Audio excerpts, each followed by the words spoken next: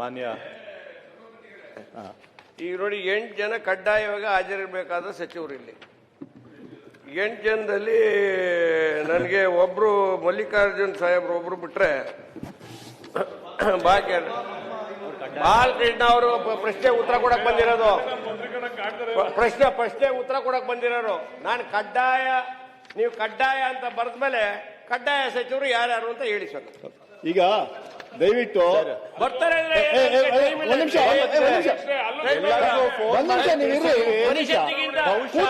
ಚುನಾವಣೆ ಆದ್ಮೇಲೆ ಪ್ರಶ್ನೋತ್ತರ ವೇಳೆಗೆ ಬಹುಶಃ ಎಲ್ಲರೂ ಭೋಜನ ಒಂದು ಸಂತೋಷದ ಸಮಯ ಇದು ದಯವಿಟ್ಟು ಇಲ್ಲ ಕೇಳಿ ನಿಮಿಷ ಈಗ ಅಲ್ಲ ಕೇಳಿ ನಿಮಿಷ ಉಮಾಶ್ರೀ ಅವರು ಉಪಾಧ್ಯಕ್ಷ ತಗೊಂಡಿದ್ದಾರೆ ಚುನಾವಣೆ ನಡೀತಾ ಇದೆ ಒಂದೇ ನಿಮಿಷ ನಾನು ಯಾಕೆ ಹೇಳ್ತಾ ಇದ್ದೀನಿ ಅಂದ್ರೆ ಆ ಸಂತೋಷ ಉಳಿದ 7 ಸಚಿವರು ಹಂಚ್ಕೊಳ್ಳಿ ಅಂತ ಕರ್ಸ್ತೀನಿ ಬಿಡಿ ಚಿಂತೆ ಮಾಡಿ ಕರ್ಸ್ತೀನಿ ಆಯ್ತು ಸಭಾನಾಯಕರೇ ಮಾನ್ಯ ಸಭಾಪತಿಗಳೇ ಇವತ್ತು ನೂತನವಾಗಿ ನಮ್ಮ ವಿಧಾನ ಪರಿಷತ್ತಿಗೆ ಉಪಸಭಾಪತಿಗಳಾಗಿ ಆಯ್ಕೆಯಾಗಿರುವಂತಹ ಡಾಕ್ಟರ್ ಉಮಾಶ್ರೀ ಅವರನ್ನ ಶುಭಾಶಯಗಳು ಹೇಳೋದಕ್ಕೆ ನನಗೆ ಅವಕಾಶ ಮಾಡಿಕೊಟ್ಟಿದ್ದಕ್ಕೆ ಧನ್ಯವಾದಗಳು. ಮೊದಲಿಗೆ ನಮ್ಮ ಎಲ್ಲರ ನೆಚ್ಚಿನ ವಿಧಾನ ಪರಿಷತ್ತಿನ ಸದಸ್ಯರು ನಮಗೆಲ್ಲರಿಗೂ ಕೂಡ ಸಹೋದರಿ ಸಮಾನರಾದಂತಹ ಡಾಕ್ಟರ್ ಉಮಾಶ್ರೀ ಅವರಿಗೆ ನಮ್ಮ ಇಡೀ ಸದನದ ಪರವಾಗಿ ನಮ್ಮ ಪಕ್ಷದ ಪರವಾಗಿ ಮತ್ತು ನಾನು ವೈಯಕ್ತಿಕವಾಗಿ ಶುಭಾಶಯಗಳನ್ನು ತಿಳಿಸೋದಕ್ಕೆ ಇಷ್ಟಪಡ್ತಾ ಇದ್ದೇನೆ. ಡಾಕ್ಟರ್ ಉಮಾಶ್ರೀ ಅವರು ತುಮಕೂರು ಜಿಲ್ಲೆಯ ತಿಪಟೂರು ತಾಲೂಕಿನ ನಣುವಿನಕೆರೆ ಗ್ರಾಮದವರು. 1957ರಲ್ಲಿ ಅವರು ಜನನ. SSLC ತನಕ ಮಾತ್ರ ಅವರು ವಿದ್ಯಾಭ್ಯಾಸ ಮಾಡೋದಕ್ಕೆ ಸಾಧ್ಯ ಆಯಿತು. ಬಾಲ್ಯದಲ್ಲಿ ಕಡು ಬಡತನದ ಹಿನ್ನೆಲೆಯಿಂದ ಬಂದಂಥವರು. ಹಾಗಾಗಿ ಹೊಟ್ಟೆಪಾಡಿಗೋಸ್ಕರ ಅವರು ರಂಗಭೂಮಿಯ ಮೊರೆ ಹೋಗಬೇಕಾಗಿತ್ತು. ನಟನೆಯನ್ನ ಅವರು ಕೇವಲ ಜೀವನೋಪಾಯಕ್ಕೋಸ್ಕರ ತೆಗೆದುಕೊಂಡ್ರು ಕೂಡ ಅದನ್ನ ಬರೀ ಒಂದು ಹೊಟ್ಟೆ ಹೊರೆಯುವಂಥ ವೃತ್ತಿ ಅಂತ ಮಾತ್ರ ಭಾವಿಸದೆ ಚಿತ್ರರಂಗದಲ್ಲಿ ಮತ್ತೆ ನಟನಾವೃತ್ತಿಯಲ್ಲಿ ತಮ್ಮನ್ನು ತಾವು ಸಂಪೂರ್ಣವಾಗಿ ಸಮರ್ಪಿಸಿಕೊಂಡು ಈ ದೇಶ ಕಂಡಂತಹ ಒಬ್ಬ ಅತ್ಯುತ್ತಮ ನಟಿಯಾಗಿ ಅವರು ಹೊರಹೊಮ್ಮಿದ್ರು. ಇವತ್ತು ನಮ್ಮ ಕನ್ನಡ ಚಿತ್ರರಂಗ ಮಾತ್ರ ಅಲ್ಲ, ಇಡೀ ಭಾರತೀಯ ಚಿತ್ರರಂಗದಲ್ಲಿರುವಂತಹ ಅತ್ಯದ್ಭುತವಾದಂತಹ ನಟ ನಟಿಯರಲ್ಲಿ ಅವರು ಕೂಡ ಮೊದಲನೇ ಸಾಲಿನಲ್ಲಿ ನಿಲ್ತಾರೆ. ಅವರ ನಟನೆಗೆ ಅಂತ ಹೇಳಿ ಬಹಳಷ್ಟು ಪ್ರಶಸ್ತಿಗಳು ಅವರ ಮುಡಿಯೇರಿದೆ. ಅವರಿಗೆ ಕರ್ನಾಟಕ ಚಲನಚಿತ್ರ ರಾಜ್ಯ ಚಲನಚಿತ್ರ ಪ್ರಶಸ್ತಿ 6 ಬಾರಿ ಸಿಕ್ಕಿದೆ. ಕರ್ನಾಟಕ ನಾಟಕ ಅಕಾಡೆಮಿ ಪ್ರಶಸ್ತಿ ಕೂಡ ಅವರು ದೊರಕಿಸ್ಕೊಂಡಿದ್ದಾರೆ. ಮತ್ತೆ ರಾಷ್ಟ್ರ ಪ್ರಶಸ್ತಿ ಕೂಡ ಅವರಿಗೆ ನಟನೆಗೆ ಗುಲಾಬಿ ಟಾಕೀಸ್ ಅನ್ನೋ ಚಿತ್ರಕ್ಕೆ ಸಿಕ್ಕಿದೆ. ಹಾಗಾಗಿ ಅವರೊಬ್ರು ನಮ್ಮ ಚಿತ್ರರಂಗದ ಒಬ್ಬರು ಮೇರು ನಟಿ. ನಂತರ ನಟಿಯಾಗಿ ಅವರು ಯಶಸ್ವಿಯಾಗಿ ಕಂಡ ನಂತರ ಅವರ ಆಸಕ್ತಿ ರಾಜಕೀಯ ಕಡೆಗೆ ಹೊರಳಿತು.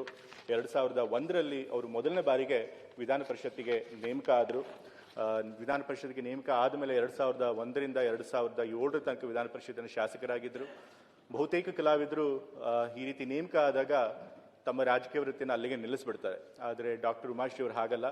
ರಾಜಕೀಯಕ್ಕೆ ಬಂದ ಮೇಲೆ ಜನಪರವಾದಂಥ ಕೆಲಸ ಮಾಡಬೇಕು ಅಂತ ಹೇಳಿ ಉದ್ದೇಶನ ಇಟ್ಕೊಂಡು ಜನರ ಪರವಾಗಿ ಇನ್ನೂ ಮುಂದೆ ಕೆಲಸ ಮಾಡಬೇಕು ಅಂತ ಹೇಳಿ ತಮ್ಮನ್ನು ತಾವು ರಾಜಕೀಯ ಪಯಣದಲ್ಲಿ ತೊಡಗಿಸ್ಕೊಂಡ್ರು. 2007 ನಂತರ 2008ರಲ್ಲಿ ತೇರದಾಳ ವಿಧಾನಸಭಾ ಕ್ಷೇತ್ರದಲ್ಲಿ ಚುನಾವಣೆಗೆ ಸ್ಪರ್ಧೆ ಮಾಡಿದ್ರು. ದುರದೃಷ್ಟವಶಾತ್ ಆ ಚುನಾವಣೆಯಲ್ಲಿ ಅವರು ಸೋಲ್ಬೇಕಾಯಿತು. ಆದರೂ ಕೂಡ ಅವರು ಧೃತಿಗೆಡಲಿಲ್ಲ. ಈಗಾಗಲೇ ಹೇಳಿದಾಗ ಕಲಾವಿದರು ಎಷ್ಟೊಂದು ಜನ ನೇಮಕ ಆದವರು ರಾಜಕೀಯ ಜೀವನ ಅಲ್ಲಿಗೆ ಮುಗಿಸ್ಕೊಂಡ್ಬಿಡ್ತಾರೆ. ಅದರೊಳಗೂ ಚುನಾವಣಾ ರಾಜಕೀಯದಂತಹ ಒಂದು ಕಷ್ಟಕರವಾದಂತಹ ಫೀಲ್ಡ್ಗೆ ಅವರು ಬರೋದು ಕಷ್ಟ. ಆದರೆ ಉಮಾಶ್ರೀ ಅವರು ಚುನಾವಣಾ ರಾಜಕೀಯಕ್ಕೂ ಧುಮುಕಿದ್ರು. ಚುನಾವಣಾ ರಾಜಕೀಯದಲ್ಲಿ ಮತ್ತೆ 2013ರಲ್ಲಿ ತೇರದಾಳ ಕ್ಷೇತ್ರದಿಂದ ಮತ್ತೊಮ್ಮೆ ಅವರು ಗೆಲುವನ್ನು ಸಾಧಿಸಿದ್ರು. ಗೆಲುವನ್ನು ಸಾಧಿಸಿ ಮೊದಲನೇ ಬಾರಿ ವಿಧಾನಸಭಾ ಶಾಸಕರಾಗ್ತಿದ್ದ ಹಾಗೇನೆ ಸಚಿವ ಸ್ಥಾನ ಕೂಡ ಪಡ್ಕೊಂಡ್ರು ಸಿದ್ದರಾಮಯ್ಯ ಅವರ ಕ್ಯಾಬಿನೆಟ್ನಲ್ಲಿ. ಮಹಿಳಾ ಮತ್ತು ಮಕ್ಕಳ ಕಲ್ಯಾಣ ಇಲಾಖೆ ಸಚಿವರಾಗಿ, ಮತ್ತೆ ವಿಕಲಚೇತನ ಸಬಲೀಕರಣ, ಹಿರಿಯ ನಾಗರಿಕರ ಕಲ್ಯಾಣ ಮತ್ತು ಕನ್ನಡ ಸಂಸ್ಕೃತಿ ಇಲಾಖೆಯಂತಹ ಒಂದು ಗುರುತರವಾದಂತಹ ಇಲಾಖೆಯನ್ನ ಅವರು ನಿಭಾಯಿಸಿದ್ರು. ಮತ್ತೆ ಬರೀ ನಿಭಾಯಿಸಿದ್ರು ಮಾತ್ರ ಅಲ್ಲ, ಅವರು 2016ರಲ್ಲಿ ರಾಷ್ಟ್ರಪತಿಗಳಿಂದ ಆ ಇಲಾಖೆಯನ್ನು ಬಹಳ ಅತ್ಯುತ್ತಮವಾಗಿ ನಡೆಸಿದ್ರು ಅಂತ ಹೇಳಿ, ಸಾಧನೆ ಮಾಡಿದ್ರು ಅಂತ ಹೇಳಿ ಇಲಾಖೆ ವತಿಯಿಂದ ಪ್ರಶಸ್ತಿನೂ ಕೂಡ ಅವರು ಸ್ವೀಕಾರ ಮಾಡಿದ್ರು. ಸೊ ಹಾಗಾಗಿ ಒಬ್ಬ ಸಚಿವರಾಗಿ ಕೂಡ ಅವರು ಬಹಳ ಅತ್ಯುತ್ತಮ ಸಾಧನೆಯನ್ನ ಮಾಡಿದ್ರು. ನಂತರ ಮತ್ತೆ ಚುನಾವಣೆ ಸೋತರು. ಈಗ 2023ರಲ್ಲಿ ಮತ್ತೆ ವಿಧಾನ ಪರಿಷತ್ತಿನ ಶಾಸಕರಾಗಿ ನಮ್ಮ ಜೊತೆ ಸದಸ್ಯರಾದರು. ವೈಯಕ್ತಿಕವಾಗಿ ಹೇಳಬೇಕು ಅಂತಂತಂದ್ರೆ ಬಹಳ ವಾತ್ಸಲ್ಯಮಯಿ ವ್ಯಕ್ತಿತ್ವ ಅವ್ರದ್ದು. ಎಲ್ಲರನ್ನೂ ಕೂಡ ನಗುಮುಖದಿಂದ ಪ್ರೀತಿಯಿಂದ ಮಾತನಾಡಿಸ್ತಾರೆ. ಇದುವರೆಗೂ ಅವರು ಯಾರ ಬಗ್ಗೆನೂ ಕೆಟ್ಟದಾಗಿ ಮಾತನಾಡಿರೋದು ಅಥವಾ ಯಾರ ಬಗ್ಗೆ ಅದ್ರ ಕೋಪದಿಂದ ಮಾತನಾಡೋದು ಚರ್ಚೆಗಳಲ್ಲಿ ಬಿಟ್ಟರೆ ವೈಯಕ್ತಿಕವಾಗಿ ಯಾರಾದ್ರೂ ಕೋಪದಿಂದ ಮಾತನಾಡೋದು ನಾನು ನೋಡೇ ಇಲ್ಲ. ಸೊ ಹಾಗಾಗಿ ಬಹಳ ವಾತ್ಸಲ್ಯಮಯವಾದಂಥ ವ್ಯಕ್ತಿತ್ವ ಅಂಥವ್ರು ನಮ್ಮ ವಿಧಾನ ಪರಿಷತ್ನಲ್ಲಿರೋದು ನಮ್ಮೆಲ್ಲರಿಗೂ ಕೂಡ ಬಹಳ ಸಂತೋಷವಾದಂಥದ್ದು. ಹಾಗಾಗಿ ಈಗಾಗಲೇ ಹೇಳಿದಾಗೆ ನಮ್ಮೆಲ್ಲರಿಗೂ ಕೂಡ ಅವರು ಸಹೋದರಿ ಸಮಾನರು. ಮತ್ತು ಅವರು ವಿದ್ಯಾಭ್ಯಾಸ SSLC ತನಕ ಮಾಡಿದರೂ ಕೂಡ ತಮ್ಮ 54ನೇ ವಯಸ್ಸಿನಲ್ಲಿ ಕರ್ನಾಟಕ ಮುಕ್ತ ವಿಶ್ವವಿದ್ಯಾನಿಲಯದಿಂದ ರಾಜ್ಯಶಾಸ್ತ್ರದಲ್ಲಿ ಪೊಲಿಟಿಕಲ್ ಸೈನ್ಸಲ್ಲಿ MSc ಪದವಿ ಕೂಡ ಅವರು ಪಡ್ಕೊಂಡ್ರು. ಸೊ ಹಾಗಾಗಿ ವಿದ್ಯಾರ್ಜನೆಗಾಗಿ ಜ್ಞಾನಾರ್ಜನೆಗಾಗಿ ಯಾವುದೇ ಒಂದು ವಯಸ್ಸಿನ ಮಿತಿ ಇಲ್ಲ ಅಂತ ಹೇಳಿ ತೋರಿಸ್ಕೊಟ್ಟಂತಹ ಒಬ್ಬರು ಟ್ರೈಲ್ ವೈಸರ್ ಮಹಿಳೆ ಅವರು. ಸಾಮಾನ್ಯವಾಗಿ ನಮ್ಮಂತಹ ಪುರುಷ ಪ್ರಧಾನ ಸಮಾಜದಲ್ಲಿ ಮಹಿಳೆಯರು ಸಾಧನೆ ಮಾಡಬೇಕು ಅಂದರೆ ಬಹಳ ಕಷ್ಟಪಡಬೇಕು, ಹಲವಾರು ಸವಾಲುಗಳನ್ನು ಎದುರಿಸಬೇಕು. ಅದರೊಳಗೂ ಉಮಾಶ್ರೀ ಅವರು ಹಿಂದುಳಿದ ವರ್ಗದ ಮಹಿಳೆಯಾಗಿ ಕಡು ಬಡತನದ ಹಿನ್ನೆಲೆಯಿಂದ ಬಂದು ಒಬ್ಬ ಏಕಾಂಗಿ ತಾಯಿಯಾಗಿ ತಮ್ಮ ಮಕ್ಕಳನ್ನ ಬೆಳೆಸುವಂಥ ಜವಾಬ್ದಾರಿ ಇಟ್ಕೊಂಡು ವೈಯಕ್ತಿಕ ಜೀವನದಲ್ಲಿ ಬಹಳಷ್ಟು ಕಷ್ಟ ಕಾರ್ಪಣ್ಯಗಳನ್ನು ನೋಡಿದ್ರು ಕೂಡ ಅದನ್ನೆಲ್ಲ ಮೆಟ್ಟಿ ನಿಂತು ಎಲ್ಲ ಸವಾಲುಗಳನ್ನು ಸಮರ್ಥವಾಗಿ ಎದುರಿಸಿ ಇವತ್ತು ಚಿತ್ರರಂಗದಲ್ಲೂ ಒಬ್ಬ ಕಲಾವಿದೆಯಾಗೂ ಯಶಸ್ವಿಯನ್ನು ಕಂಡರು. ಇವತ್ತು ರಾಜಕಾರಣಿಯಾಗೂ ಕೂಡ ಯಶಸ್ವಿಯನ್ನು ಕಂಡಿದ್ದಾರೆ. ಮತ್ತು ತಮ್ಮ ಎಲ್ಲ ಸಹೋದ್ಯೋಗಿಗಳ ಪ್ರೀತಿಯನ್ನು ಪಡ್ಕೊಂಡಿದ್ದಾರೆ, ಜನರ ಪ್ರೀತಿಯನ್ನು ಪಡ್ಕೊಂಡಿದ್ದಾರೆ. ಸೊ ಹಾಗಾಗಿ ಒಬ್ಬ ಮಹಿಳೆ ಆಕೆಯಲ್ಲಿ ಪ್ರತಿಭೆ, ಪರಿಶ್ರಮ ಮತ್ತು ಆತ್ಮವಿಶ್ವಾಸ ಇದ್ದರೆ ಏನನ್ನು ಕೂಡ ಸಾಧಿಸಬಹುದು ಅನ್ನೋದಕ್ಕೆ ನಮ್ಮ ಉಮಾಶ್ರೀ ಅವರೊಬ್ಬರು ಮಾದರಿ ಮಹಿಳೆ. ಇಡೀ ದೇಶಕ್ಕೆ, ಇಡೀ ವಿಶ್ವಕ್ಕೆ ಅವರು ಕೂಡ ಸ್ಫೂರ್ತಿ ನೀಡುವಂಥ ಮಹಿಳೆ. ಅಂಥವ್ರು ಇವತ್ತು ಉಪಸಭಾಪತಿಯ ಸ್ಥಾನನ ಅಲಂಕರಿಸಿಕೊಂಡಿರೋದು ನಮಗೆಲ್ಲರಿಗೂ ಕೂಡ ಬಹಳ ಸಂತೋಷವಾದಂಥ ವಿಚಾರ.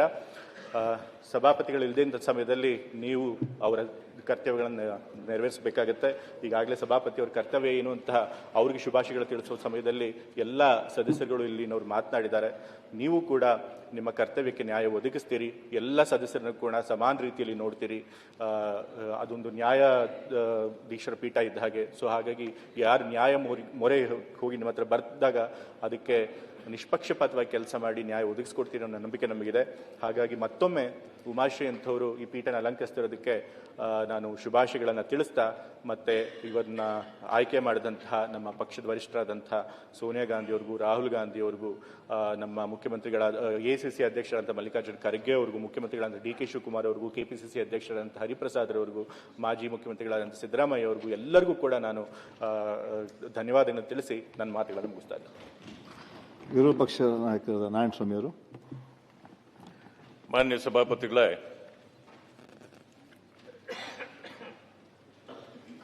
ಉಮಾಶ್ರೀ ಅವರು ಈ ರಾಜ್ಯ ಕಂಡ ಅತ್ಯುತ್ತಮ ನಟಿ ಅಂತಕ್ಕಂಥ ಹೆಸರನ್ನು ಪಡೆದಿದ್ದವರು. ಅವರ ಬಗ್ಗೆ ಪ್ರತಿಯೊಬ್ಬ ಕನ್ನಡಿಗರಿಗೂ ಪರಿಚಯ ಇದೆ. ಬಹಳಷ್ಟು ನಾವು ಗುಣಗಾನ ಮಾಡ್ತಕ್ಕಂಥದ್ದು ಏನು ಉಳಿದಿಲ್ಲ. ಅವರ ಬಗ್ಗೆ ಪ್ರತಿಯೊಬ್ಬರು ತಿಳ್ಕೊಂಡಿರೋದ್ರಿಂದ ಸುಮಾರು 3 ದಶಕಗಳ ಕಾಲ ರಾಜಕಾರಣದಲ್ಲೂ ತಮ್ಮನ್ನು ತಾವು ತೊಡಗಿಸಿಕೊಂಡು ಜನರ ಸೇವೆಯನ್ನು ಮಾಡಿರ್ತಕ್ಕಂಥ ಡಾಕ್ಟರ್ ಉಮಾಶ್ರೀ ನಮ್ಮ ಅಕ್ಕ, ಈಗ ನಮ್ಮ ಪಕ್ಕ. ನಮ್ಮ ಅಕ್ಕ ಈಗ ನಮ್ಮ ಪಕ್ಕ. ಪದೇ ಪದೇ ಅವ್ರನ್ನ ದಾರಿ ತಪ್ಸಕ್ ಪ್ರಯತ್ನ ಮಾಡಕ್ ಹೋಗ್ಬೇಡಿ. ಅವ್ರಿಗೆ ದಾರಿ ತಪ್ಪಲ್ಲ, ಅವ್ರು ದಾರಿ ತಪ್ಪಲ್ಲ ಅಂದೆ. ನೀವು ತಪ್ಪಿದರೂ ಅವರ ದಾರಿ ತಪ್ಪಲ್ಲ ಅಲ್ವಾ? ನೀವು ತಪ್ಪಿದ್ರೂ ಅವ್ರು ತಪ್ಪದಿಲ್ಲ. ಅದಕ್ಕೆ ಅಕ್ಕ ನಮ್ಮ ಪಕ್ಕ. ನೋಡಿ, ನಾವು ಮಹಿಳಾ ಮೀಸಲಾತಿಯ ಪರ, ಆಯ್ತಾ? ಅದಕ್ಕೆ ನೀವು ಸಂಪುಟದಲ್ಲಿ ಸೇರಿಸ್ಕೊಳ್ಳಿಲ್ಲ. ಇದೊಂದು ರೀತಿ ಯಾವ ರೀತಿ ಇದೆ ಅಂದ್ರೆ, ಮೊದಲ ಬಹುಮಾನ ಇಲ್ಲ, ಎರಡನೇ ಬಹುಮಾನ ಇಲ್ಲ, ಕೊನೆ ಪಕ್ಷ ಮೂರನೇದು ಇಲ್ಲ, ಸಮಾಧಾನಕರ ಬಹುಮಾನ ಕೊಟ್ರಲ್ಲ, ಅದಕ್ಕೆ ಗೆಲುವು ನಮ್ಮದು. ಯಾಕೆಂದ್ರೆ ಅವ್ರು ನಿಮ್ಮ ಕಡೆ ಇಲ್ಲ, ನಾವು ಈಗಾಗಲೇ ಅವ್ರನ್ನ ತಂದಿಲ್ಲ, ನಮ್ಮ ಕಡೆ ಹಾಕೊಂಡಿದ್ದಾಯ್ತು. ಆಯ್ತಾ? ಅದರಿಂದಾಗಿ ಈಗ ಮಾನ್ಯ ಉಮಾಶ್ರೀ ಅಕ್ಕ ಇವತ್ತು ಈ ಮೇಲಿನ ಸ್ಥಾನದಲ್ಲಿ ತಾವು ಇಲ್ಲದಿದ್ದಾಗಲೂ ಕುಳಿತು ಎಲ್ಲರಿಗೂ ನ್ಯಾಯ ಕೊಡಿಸ್ತಕ್ಕಂಥ ಕೆಲಸವನ್ನ ಅವರು ಮಾಡಬೇಕಾಗಿದೆ. ಪ್ರಥಮವಾಗಿ ಅವರ ಈ ಆಯ್ಕೆಗೆ ನಾವು ಸಂಪೂರ್ಣವಾಗಿ ಬೆಂಬಲವನ್ನು ಕೊಟ್ಟಿದ್ದೇವೆ. ಅವರಿಗೆ ಗೌರವವನ್ನು ಕೊಟ್ಟಿದ್ದೇವೆ. ವಿಶೇಷ ಅಂತಂದ್ರೆ ರಾಜಕೀಯ ಇದು ನಟನೆಯಲ್ಲಿ ಏನೂ ಕಡಿಮೆ ಇರಲಿಲ್ಲ, ಜನಮನ್ನಣೆ ಏನೂ ಕಡಿಮೆ ಆಗಿರಲಿಲ್ಲ. ಅವರು ಸಿನಿಮಾ ರಂಗದಲ್ಲೂ ಅತ್ಯುತ್ತಮವಾದ ಹೆಸರನ್ನೇ ಗಳಿಸಿದ್ದ ಆ ಸಂದರ್ಭದಲ್ಲೂ ಕೂಡ ಅವರು ಯಾರು ಸಲಹೆ ಕೊಟ್ಟರು ಅವರಿಗೆ ನನಗೆ ಗೊತ್ತಿಲ್ಲ, ರಾಜಕೀಯ ರಂಗಕ್ಕೆ ನೀವು ಪ್ರವೇಶ ಮಾಡಬೇಕು ಅಂತೇಳಿ. ಆದರೆ ಅಧಿಕಾರವನ್ನು ಕಳ್ಕೊಂಡಿದ್ದ ದಿವಂಗತ ಬಂಗಾರಪ್ಪನವರು ಕರ್ನಾಟಕ ಕಾಂಗ್ರೆಸ್ ಪಕ್ಷ ಅಂತೇಳಿ ಕಟ್ಟಿದ್ರು. ನಾವು ಆ ಕಾಲದಲ್ಲಿ ಕಾಂಗ್ರೆಸ್ ಅಲ್ಲಿದ್ವಿ. ಕರ್ನಾಟಕ ಕಾಂಗ್ರೆಸ್ ಪಕ್ಷ ಅಂತೇಳಿ ಅವರು ಕಟ್ಟಿದ ಮೇಲೆ ನಾವೆಲ್ಲರೂ ಕೂಡ ಅವರ ಜೊತೆಯಲ್ಲಿ ಹೋದ್ವಿ. KCP 93-94ರಲ್ಲಿ ಉಮಾಶ್ರೀಯವರ ಪ್ರತ್ಯಕ್ಷ ಅಲ್ಲಿ ಆಯ್ತು. ಬಂಗಾರಪ್ಪನವರ ಜೊತೆಲಿ ಬಂದು ಆಗ ರಾಜಕಾರಣಕ್ಕೆ ನಾನು ಪಾದಾರ್ಪಣೆ ಬರಬೇಕು ಅಂತೇಳಿ ಅವ್ರ ಜೊತೆಲಿ ಬಂದರು. ಆಗ ನಾನು ಆ KCPಯ ನಾನು ಪ್ರಧಾನ ಕಾರ್ಯದರ್ಶಿ ಇದ್ದೆ. ಬಂಗಾರಪ್ಪನವರು ನನಗೆ ಒಂದು ಮಾತು ಹೇಳಿದರು, ನೋಡು ಹೆಸರಾಂತ ಕಲಾವಿದೆ ನಮ್ಮ ಪಕ್ಷಕ್ಕೆ ಬಂದಿದ್ದಾರೆ, ನೋಡು ನಾವೆಲ್ಲರೂ ಕೂಡ ಅವರನ್ನು ಬೆಳೆಸಬೇಕು, ಅವರಿಗೆ ಶಕ್ತಿ ತುಂಬಬೇಕು, ಅವರು ಜನಮನದಲ್ಲಿ ಇರ್ತಕ್ಕಂಥ ಒಬ್ಬ ಮಹಿಳೆ, ಅವ್ರಿಗೆ ನಾವೆಲ್ಲ ಸಹಕಾರ ಕೊಡಬೇಕು. ನೋಡಪ್ಪ, ವಿಶೇಷವಾಗಿ ನಿನಗೆ ಹೇಳ್ತೇನೆ, ಎಲ್ಲೇ ಸಭೆ ಸಮಾರಂಭಗಳಿಗೆ ಹೋದಾಗ ನೀವು ಅವರ ಜೊತೆಯಲ್ಲಿರಬೇಕು. ಯಾಕೆಂತಂದ್ರೆ ನಟನೆ ಬೇರೆ, ಈ ರಾಜಕೀಯ ಬೇರೆ. ಎಲ್ಲೂ ಅಪ್ಪಿ ತಪ್ಪಿ ಮಾತಿನಲ್ಲಿ ವ್ಯತ್ಯಾಸ ಆಗ್ಬಿಡಬಾರ್ದು, ತಪ್ಪು ಮಾತಾಡ್ಬಿಡಬಾರ್ದು. ಆ ಕಾರಣದಿಂದ ಇಂಥವುಗಳನ್ನ ಅವ್ರಿಗೆ ನೀವು ತಿದ್ದಿ ಹೇಳ್ತಕ್ಕಂಥದ್ದು ಇದು ಮಾಡಬೇಕು ಅಂತ. ಸುಮಾರು ವರ್ಷಗಳ ಕಾಲ ನಾವು ಯಾವುದೇ ಸಭೆ ಸಮಾರಂಭಗಳಿಗೆ ಹೋದ್ರೆ ಜೊತೆಲಿ ಹೋಗ್ತಿದ್ವಿ. ಹೀಗೆ ಆವತ್ತು ರಾಜಕೀಯ ಪ್ರವೇಶ ಮಾಡಿದವರು ಎಲ್ಲೂ ಕೂಡ ಎಡವಲಿಲ್ಲ. ಒಂದು ಭಾಷೆಯೂ ಉತ್ತಮವಾಗಿ, ಯಾವ ಭೇದ ಭಾವ ಇಲ್ಲದೆ ಎಲ್ಲರ ಜೊತೆಯಲ್ಲಿ ವಿಶ್ವಾಸದಿಂದ ಇವತ್ತು ಇಂತಹ ಮಟ್ಟಕ್ಕೆ ಅವ್ರಿಗೆ ಏರಿದ್ದಾರೆ ಅಂತಂತಂದ್ರೆ ನಾವೆಲ್ಲರೂ ಕೂಡ ಒಂದು ರೀತಿ ಸಂತೋಷ ಪಡುವಂತ ಒಂದು ಸಂದರ್ಭ ಇದು.